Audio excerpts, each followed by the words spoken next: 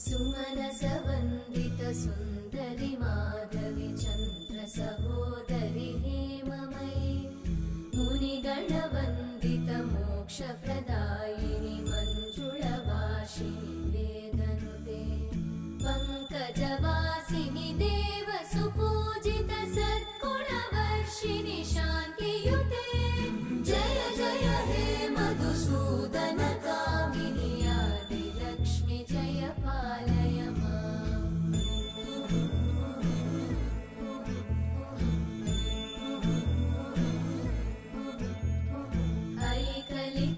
ऐकलिकल्मषनाशिनि कामिनि वैदिकरूपिणि वेदमये क्षीरसमुद्भव